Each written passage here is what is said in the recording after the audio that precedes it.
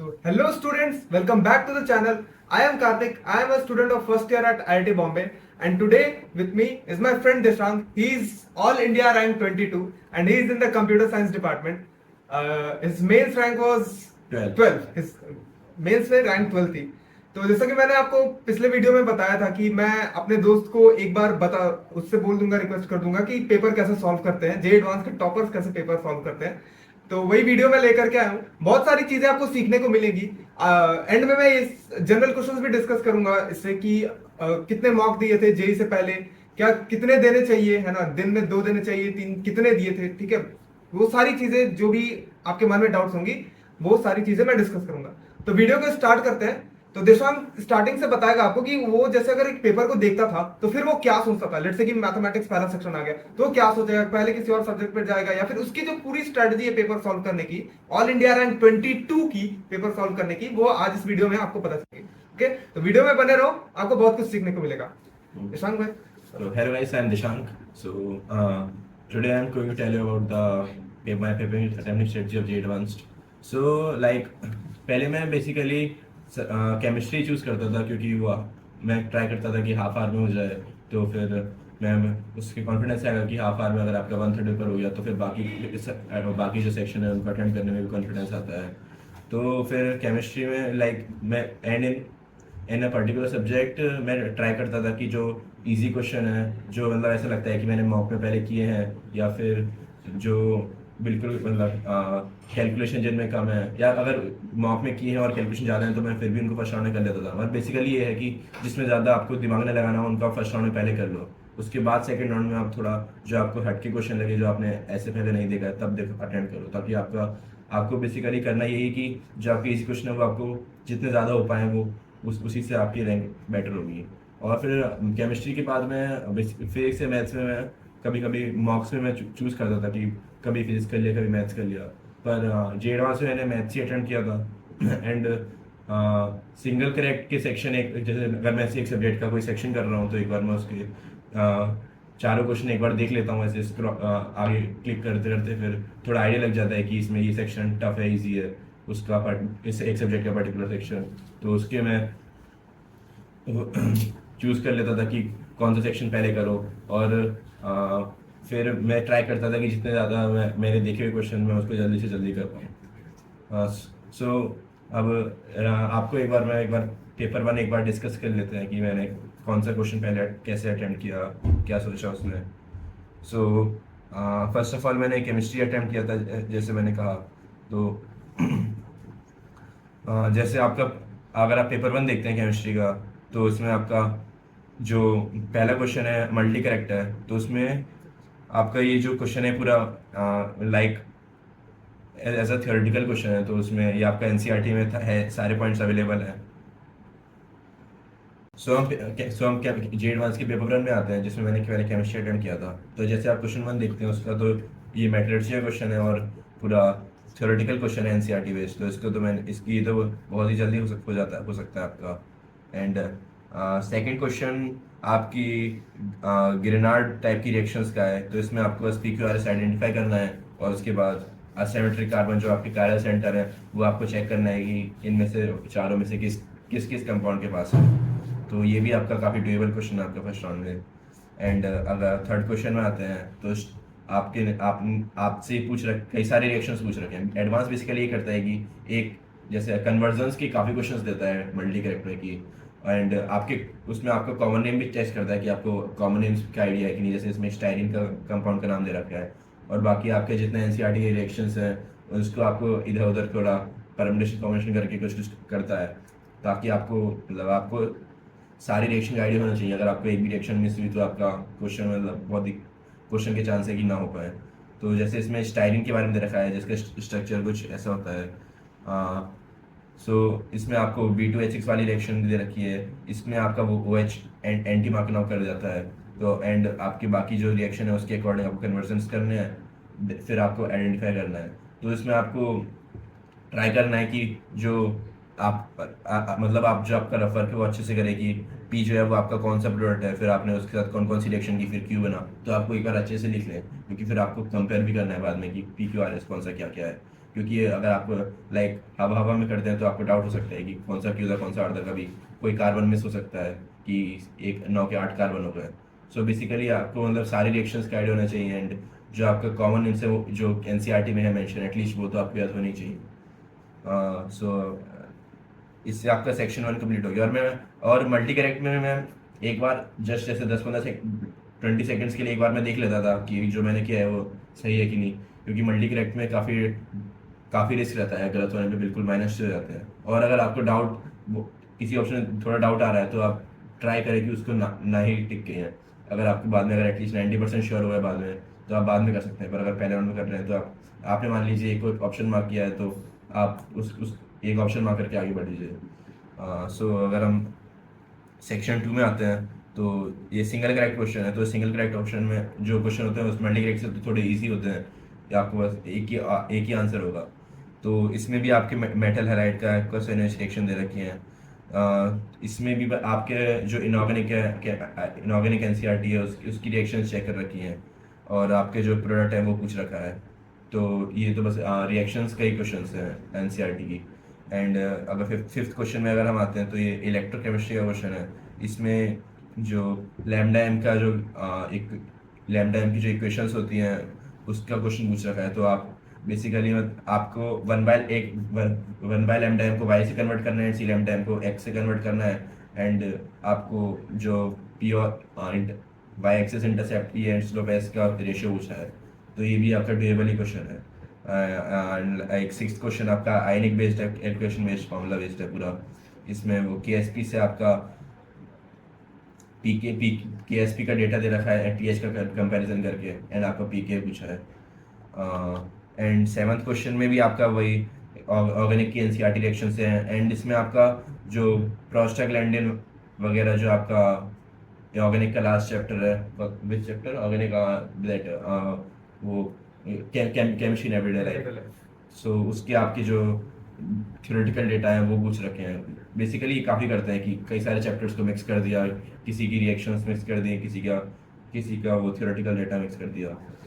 सो single correct एक basically फिर आप पर मैं इसमें भी देख लेता था कि एक बार स्क्रॉल करके कि कौन सा क्वेश्चन क्या है, क्योंकि उसमें जो आपका एडवांस में भी आपको ऑप्शन मिलता है कि आप एक बार पेपर खोल सकते हो, फिर एक बार स्क्रॉल कर लियो क्वेश्चन, वरना फिर क्लिक करने में एडवांस में थोड़ा अगर आप क्लिक करते हो नेक्स्ट क्वेश्चन तो थोड़ा 3-4 सेकंड एक्स्ट्रा जाते हैं उसमें क्वेश्चन चेंज होने में। तो वरना आपका क्वेश्चन स्क्रॉल करते हो तो आपका फिर बेटर ही होगा क्वेश्चन पेपर से। सो हम इंटीजर सेक्शंस में आते हैं। इंटीजर सेक्शंस में जो ऑब्जेक्टिव क्वेश्चन है उसमें उससे थोड़ा थोड़ा डाउट रहता है कि आपका सही है कि नहीं, तो उसको भी मैं एक बार रिवाइज कर लेता था। और ये तो इंटीजर है, पर और जो न्यूमेरिकल इनटू डेसिमल्स वाले क्वेश्चंस होते हैं उसमें थोड़ा और ज़्यादा डाउट होता है आपका गलत होने का, तो उसको भी आपको अच्छे से चेक करना चाहिए। सो फर्स्ट क्वेश्चन में आपका जो आईओसी की जो सिलिकन्स वाली रिएक्शंस है, सिलिकन वाली उसका रिएक्शन का क्वेश्चन पूछा हुआ है।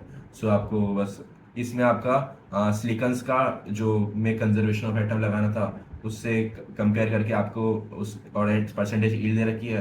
सो उसके मोल्स आ जाएंगे, एंड उसका फिर मास पूछा है आपसे।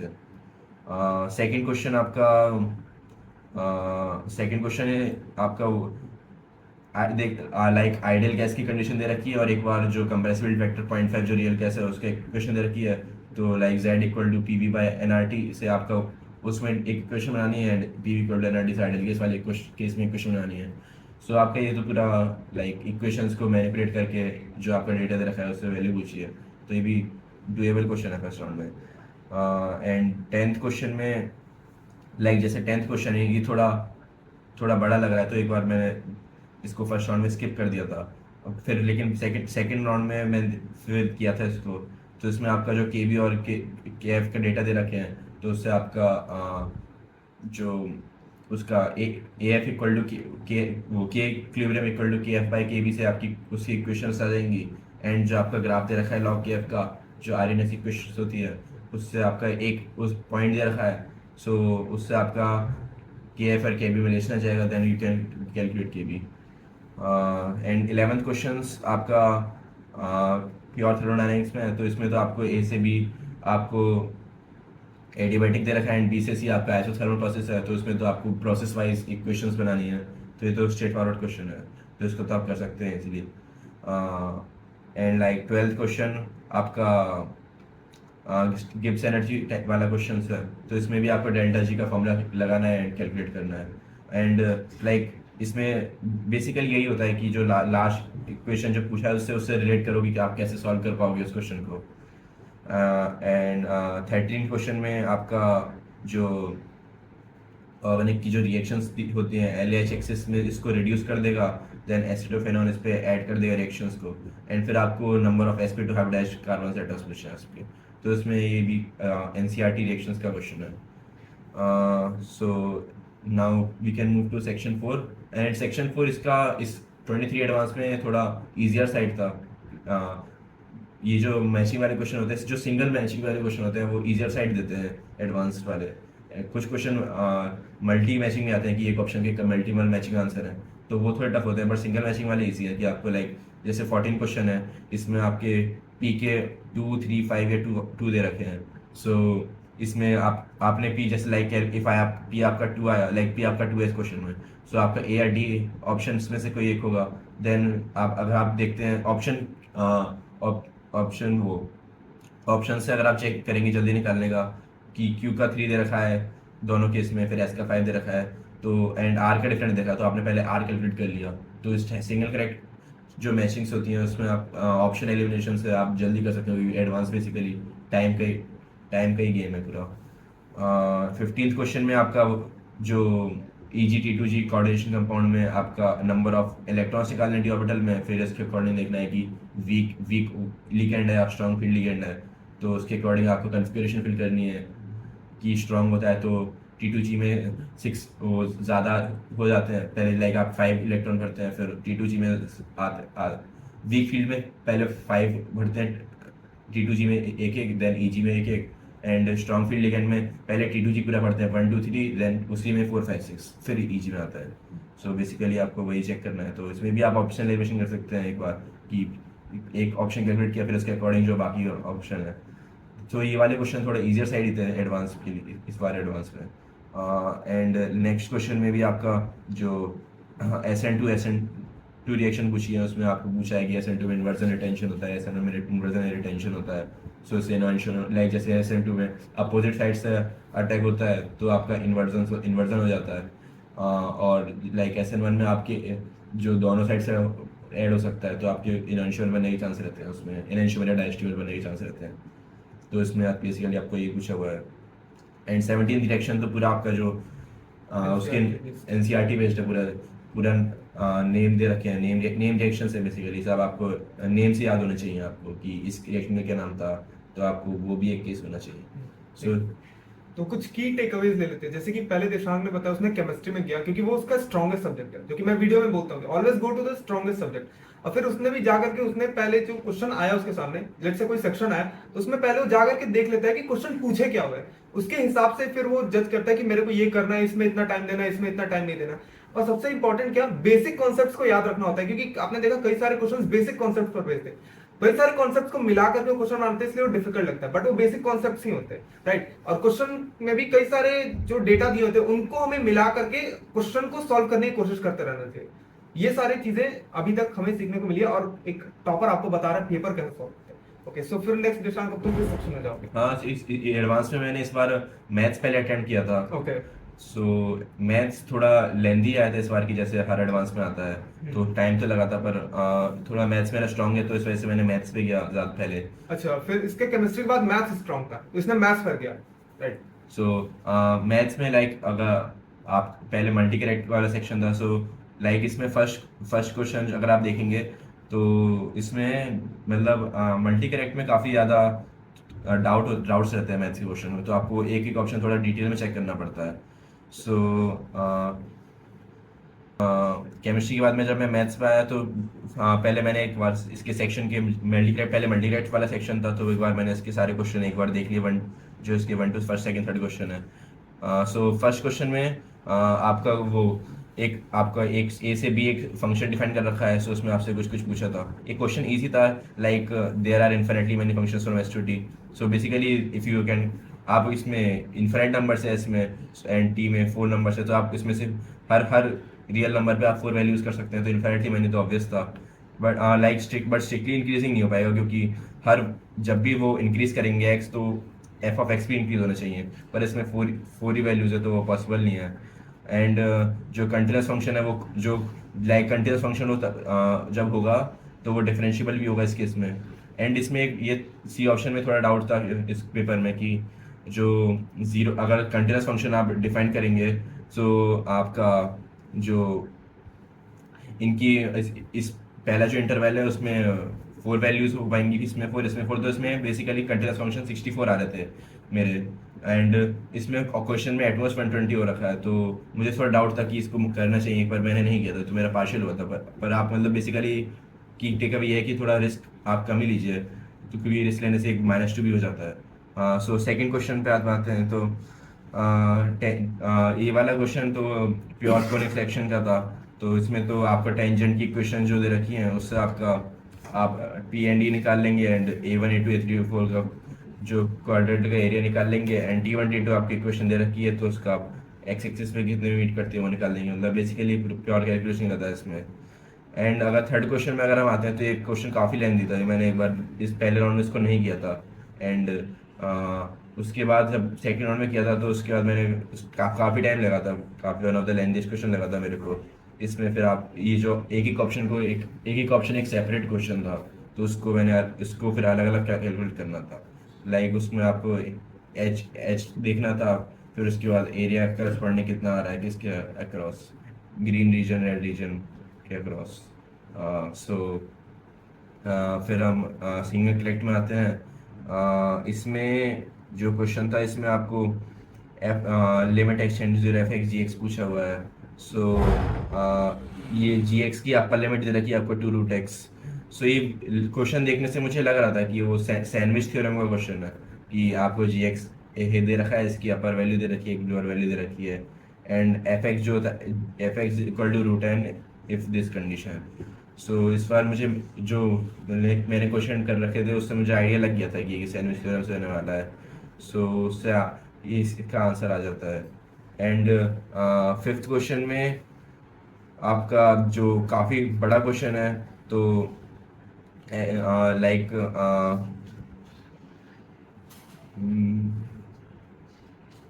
एस जो सेट दे रखा है वो आपका जो आपके मेन डायगोनल्स है क्यूब के उनका सेट है, एंड एफ जो आपके जो फेस के जो डायगोनल्स होते हैं 12 उनका सेट है। सो आपको पूछा हुआ है कि जो जब आप एक लाइन L1 F में लेंगे, एक लाइन L2 S में लेंगे, तो उनके बीच की शॉर्टेस्ट डिस्टेंस आपको D ऑफ L1 L2 दे रखी है, तो आपको उसकी मैक्सिमम वैल्यू पूछी है। सो लाइक अगर इसका तो एक आपने फेस एज लिया, उसके करस्पॉन्डिंग जो आपका फारदेस्ट आपका बॉडी डायगोनल आ रहा है, तो मैंने उसका एक पॉइंट को 0 0 0 मान लिया, वो एक पॉइंट आपको 0 0 दे रखा है, 1.1 1 दे रखा है, तो मैंने उसकी इक्वेशन निकाल ली बेसिकली, एंड उनके बीच का डिस्टेंस बिटवीन टू लाइन्स उसका फॉर्मूला निकाल लिया। तो एक बार इंट्यूशन से पता चल गया कि जो फारदेस्ट होगी उससे आपकी मैक्सिमम वैल्यू आएगी डिस्टेंस की। सो अब सिक्स क्वेश्चन में आपको ये इंटीजर्स का क्वेश्चन दे रखा है, तो ये आपका ग्राफ कंस्ट्रेंट का दे रखा है कि पहला जो कंस्ट्रेंट है कि इस इलिप्स के अंदर होगा एंड इस पैराबोला के अंदर होगा। सो इसमें आपको पॉइंट्स दे रखे हैं, और जो प्रोबेबिलिटी पूछी है कि एरिया जो है वो पॉजिटिव इंटीजर हो रखा है होना चाहिए। तो इसमें तो आपको बेसिकली कि पूरा वो हार्ड कैलकुलेशन नहीं करनी होगी आपको, कि पॉइंट्स मान लिए एंड उसका एरिया निकाल लिया। सो थोड़ा लेंदी क्वेश्चन था, पर ठीक है, मैं ऐसे लेंदी क्वेश्चन तो आते ही हैं।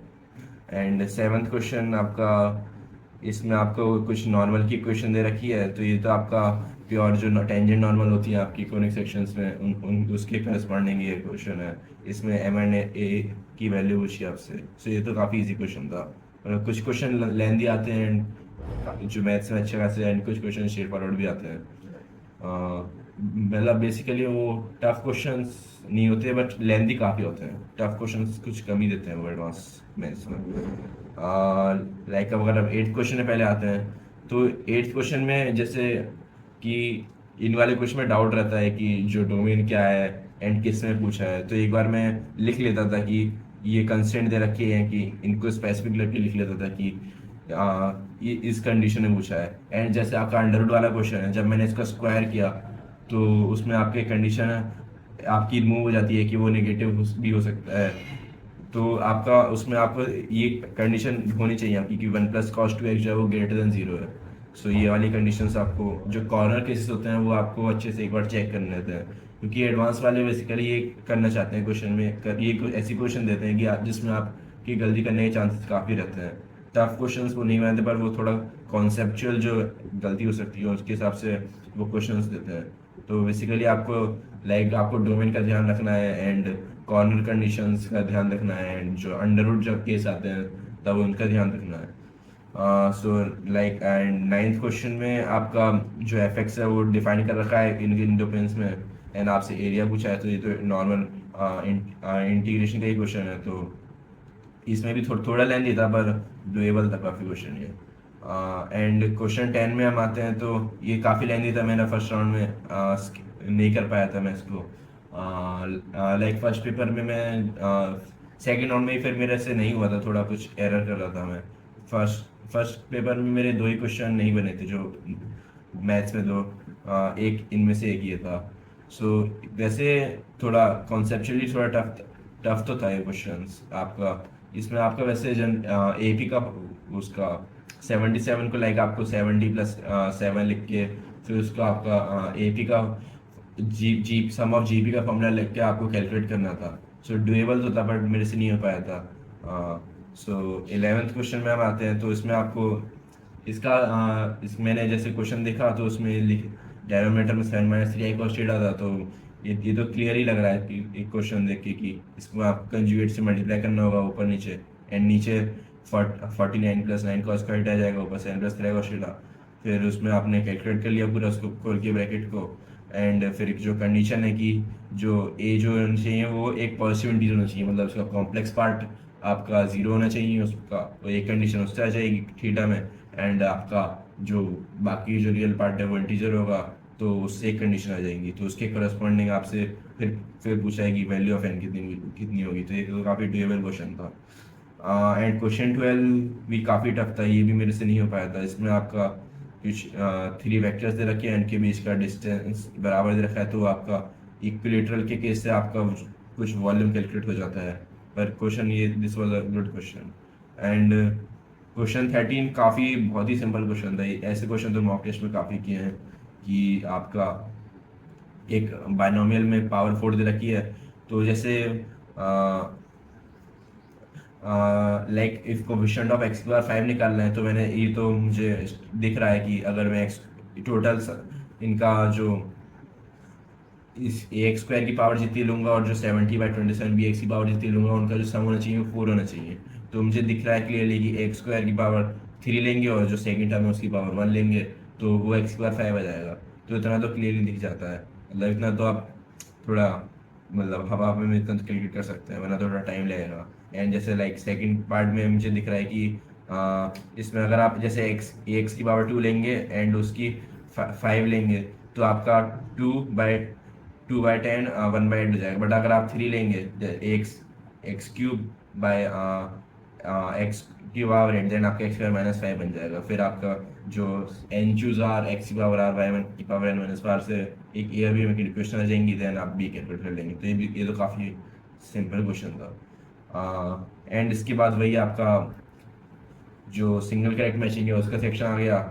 सो इसमें भी आप वही कर सकते हैं कि एक ऑप्शन आपने कैलकुलेट किया, फिर उसके करस्पॉन्डिंग ऑप्शन एलिमिनेशन से आप बाकी ऑप्शन कौन सा ऑप्शन आपको चेक करना है वो आपको पता चल जाता है, क्योंकि ये काफ़ी सेपरेट ही क्वेश्चन है ये काफ़ी, तो जिससे आपके टाइम बचे उनसे करें। एंड 15 क्वेश्चन तो आपका बहुत ही ज़्यादा स्ट्रेट फॉरवर्ड क्वेश्चन था, आपका एनसीईआरटी का मीन मीडियन मोड जो आप पहले से करते हैं उसका ही क्वेश्चन था। एंड 16 क्वेश्चंस में आपसे पूछ रखा है कि डी ऑफ एच के बारे में पूछा हुआ है कि L1 L2 lines with the lines this and x with a set of planes of line that contain the line L1 and dh denote the smallest possible distance between the points of L2 and H. So basically ये आपको equation दे रखी है lines की, and उसकी corresponding कुछ कुछ पूछ रखा है। तो ये भी काफ़ी सिंपल ही क्वेश्चन था, आपको कैलकुलेट करना है बस आपको, और इसमें आप बेसिकली जितना कम से कम ऑप्शन आप कैलकुलेट करें वो उतना आपके लिए बेटर है। एंड 17 क्वेश्चन में जैसे मैंने क्वेश्चन देखा तो मुझे सबसे पहले इसमें आपसे पूछ रखा है कि जेड के बारे में, कि जेड ये है, तो इसमें आपसे कुछ कुछ पूछ रखा है। तो मुझे इतना, आपको अगर जेड की कोई ऐसे अपने वैल्यू मिल गई तो आपसे बाकी सारे कैलकुलेट हो जाएंगे, आपको सही से पूरा कैलकुलेट करने की जरूरत नहीं है। तो मैंने जेड को एक्स ट्राई किया, अगर वो रियल नंबर है तो उससे पूरा हो जाएगा आपका। उससे अगर नहीं हुआ तब फिर जेड को एक्स प्लस वाई आई रखेंगे, तो उससे एक्स और वाई में कुछ कुछ कंडीशन आ जाएंगी। फिर आपको मतलब आपको सारे केस कवर नहीं करने हैं, जैसे कि आपको एक्स की कॉरस्पॉन्डिंग वैल्यू पे वाई की होगी, तो एक मेरा जेड, एक बेसिकली आप एक जेड निकाल दे ताकि उससे फिर आपका बाकी सब सॉल्व हो जाए, कि आपको मतलब पूरा सारे केस कवर करने की रहेंगे कि जेड की ये पॉसिबल वैल्यू है। अगर आपका एक वैल्यू हो गया तो उससे आपको हो जाएगा। सो इसके बाद आपका नेक्स्ट सेक्शन फिर फिजिक्स। तो जैसा जो की टेक अवेज हमने पिछले सेक्शन में लिया था, उसमें से भी आपने सेम वही चीज इसने इसी सेक्शन में किया। देशांक क्या करता था कि फर्स्ट राउंड में, मतलब ऐसा नहीं था कि इसके सिंगल करेक्ट पहले जाता था, इससे जो आता था इसको पहले सब्जेक्ट सेलेक्ट करता था, फिर उस सब्जेक्ट में जैसा क्वेश्चन आता था वो देख लेता था कि कौन से करने हैं कौन से नहीं, उसके हिसाब से वो क्वेश्चन सेलेक्ट करता था। और कई बार इसने ये भी बताया कि जैसे कि जो वो कॉम्प्लेक्स नंबर का क्वेश्चन था मैचिंग वाला, उसमें हिट एंड ट्रायल से हो गया कि लाइक पहले आप एक सेफ केस अज्यूम करके चलो कि अगर वो रियल नंबर है तो मैं रियल नंबर के हिसाब से केवल एक वेरिएबल लेकर के करता हूँ, अगर वो नहीं हुआ तब एक्स प्लस आई वाई लेकर के करूंगा। ये सारी चीजें आपको एग्जाम में आपको भी इस तरीके से सोचनी होगी। सो अच्छा, फिजिक्स स्टार्ट। सो अब हम इसके नेक्स्ट सेक्शन मेरा फिजिक्स था। फिजिक्स का पेपर इस बार का एडवांस का काफ़ी इजी था लास्ट ईयर के कंपैरिजन में। सो इस बार लोगों के काफ़ी मार्क्स आए थे। जो टफ था वो मैथ्स ही था इस बार, और केमिस्ट्री के कुछ क्वेश्चंस। सो फिजिक्स का फर्स्ट क्वेश्चन तो पूरा प्रोजेक्टिव का क्वेश्चन था, काफ़ी इजी था। एंड सेकंड क्वेश्चन भी आपका जो स्नेल्स लॉ था उसका क्वेश्चन रखा था। एंड बट जो आपका ए ऑप्शन था उसमें आपको पोलराइजेशन की डायरेक्शन पूछी हुई थी, जो जिसका मेरे को आइडिया नहीं था, तो मैंने स्किप कर दिया था, तो मेरा पार्शियल हुआ था। पर पार्शियल भी ठीक ही है, -2 से तो बेटर ही है, तो इसमें रिस्क जितना आप कम से कम ले उतना ही बेटर है।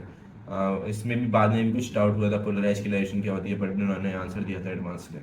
एंड थर्ड क्वेश्चन में जो आपका उसके करस्पॉन्डिंग पूछ रखा है कि टाइम इन्फिनिटी पे क्या होगा, टी नॉट से पहले क्या होगा, टी नॉट के बाद क्या होगा, जिसके आपके क्वेश्चन मार्क में काफ़ी किए हैं कि टाइम इसमें करंट कितना होगा, इसमें इतना करंट कितना होगा। जैसे आपका 15 वोल्ट एंड 5 वोल्ट वाली बैटरी है, तो उसमें आप E1/R1 प्लस E2/R2 बाय उसके करस्पॉन्डिंग आप उसको एक बैटरी एंड एक रेजिस्टेंस के मान सकते हैं, उसका EMF एंड उसका रेजिस्टेंस कैलकुलेट कर सकते हैं। तो उससे आपका आसान पड़े क्वेश्चन, वरना बिना उसके भी पॉसिबल है।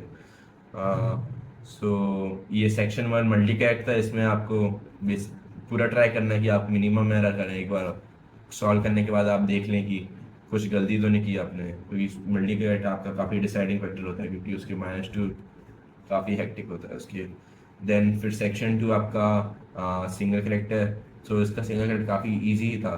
इसमें आपसे कुछ मास का पूछा है कि कोलिजन्स के बाद क्या उसकी वो rotate, how much will be the the car rotates with angular velocity omega, and omega and v पूछा है। तो आपका जो रोटेशन और उसका कोलिजन्स का क्वेश्चन है, तो ये तो आपको मॉक में काफ़ी इजी था, बस कैलकुलेट करना है आपको। एंड सेकंड क्वेश्चन में आपका कैपेसिटेंस पूछी है आपकी कंटेनर की आफ्टर 10 सेकेंड। सो आपको एप्सिलॉन और a/d करके आपको कैपेसिटेंस निकालनी है। सारे मॉक्स में या फिर हाँ। मॉड्यूल्स में ऐसे क्वेश्चन मिल जाते हैं, दोनों टाइप के क्वेश्चन। हाँ, तो आपको मॉड्यूल्स के जितना आप मॉक्स अच्छे से करें उतना ही बेटर है। सो सिक्स्थ क्वेश्चन आपका जो थर्मोडायनेमिक्स है उसका क्वेश्चन दे रखा है। जो केमिस्ट्री में भी उसी टाइप के क्वेश्चन है, फिजिक्स में भी उसके टाइप के थर्मोडायनेमिक्स से काफ़ी इजी क्वेश्चन पूछते हैं। सो एंड सेवन्थ क्वेश्चन में आपका जो ग्रेविटेशन का इजी क्वेश्चन। हाँ, ग्रेविटेशन का इजी क्वेश्चन है। जीपी आपका फॉर्मूला आपको पता है, gm/r + h का होल स्क्वायर। सो आपको बस h की वैल्यू पूछिए। सो काफ़ी इजी क्वेश्चन है। सो हम उसके नेक्स्ट क्वेश्चन में आते हैं इंटीजर वाले, जिसमें थोड़ा आपको ट्राई करना है कि वो अच्छे से ट्राई करें, अच्छे से करेंगे मिनिमम एरर के साथ, क्योंकि इसमें फिर आपको चेक भी करना चाहिए इसको। And so like for 8th question आपका उस फोटो इलेक्ट्रॉन्स की काइनेटिक एनर्जी पूछी की है। सो आपका जेड की वैल्यू पूछी है, तो इजी क्वेश्चन है कि इतनी एनर्जी लगी plus kinetic energy equal to total energy. Right, formula based question है, आपको दो तीन फॉर्मूलाज को मिक्स करके मतलब आंसर लेकर हाँ, सो आपको एक फॉर्मूला लगाना है और इक्वेशन मैनिपुलेट करना है, तो हाँ, इजी है। yeah. तो बस आपको ट्राई करना है कि कैलकुलेशन एरर ना करे बस आप इन क्वेश्चंस में। सो एंड 9th क्वेश्चन जो आपका 9th क्वेश्चन में आपके जो उसी टाइप की क्वेश्चन है कि आपके इसकी इमेज इसके लिए ऑब्जेक्ट है एंड इसकी इमेज इसके लिए ऑब्जेक्ट है, तो उसके लिए आपका रिस्पॉन्डिंग आपसे पूछ रखा है कि जो एल और M1 होगा उसकी डिस्टेंस रखी है, तो n की वैल्यू पूछी है। सो Great. अच्छा देशांक, एक बात पूछना था, इसमें जे एडवांस में 3 आंसर दिए, मतलब 3 करेक्ट आंसर दिए, तो क्या तुम्हारे माइंड में भी जे एडवांस पेपर देते वक्त 2-3 अप्रोचेस आए थे क्या? हाँ, मुझे भी थोड़ा डाउट हुआ था कि जो इमेज होनी है वो इसके सेंटर पे लेनी है, सेंटर ऑफ कर्वेचर पे लेनी है, डाउट हो रहा था। पर इसमें क्योंकि एक ही वैल्यू पूछी है, मैंने एक केस की करस्पॉन्डिंग आंसर निकाल लिया, क्योंकि अगर वो बाकी केस भी लेंगे तो उसका करस्पॉन्डिंग दूसरे आंसर देंगे, तो मुझे लग रहा था कि काफ़ी केस पॉसिबल है इसमें। और एडवांस ने स्टार्टिंग के जो 3 केस थे वो दे रखे हैं, और इसके और भी आंसर हो सकते थे वैसे। तो मैंने बस एक केस की करस्पॉन्डिंग आंसर निकाल लिया, क्योंकि एक तो आंसर निकालना ही है। एंड ये नहीं छोड़ना कि इस, और ये नहीं मतलब कुछ तो आंसर उस टाइम निकालना ही है, कि ये नहीं सोचना कि बाद में बोनस हो जाएगा। उस टाइम तो आपको कोई ना कोई आंसर तो निकालना ही होगा, क्योंकि आपको एडवांस का भरोसा नहीं बोनस करे क्या करें। काफी अच्छा पॉइंट बोला। सो एंड 10th क्वेश्चन आपका जो डिस्टेंस दे रखी है रियल इमेज की डिस्टेंस दे रखी है। सो आपको वो 1/v - 1/u को डिफरेंशिएट करके एरर पूछा है, तो काफ़ी इजी क्वेश्चन है। सो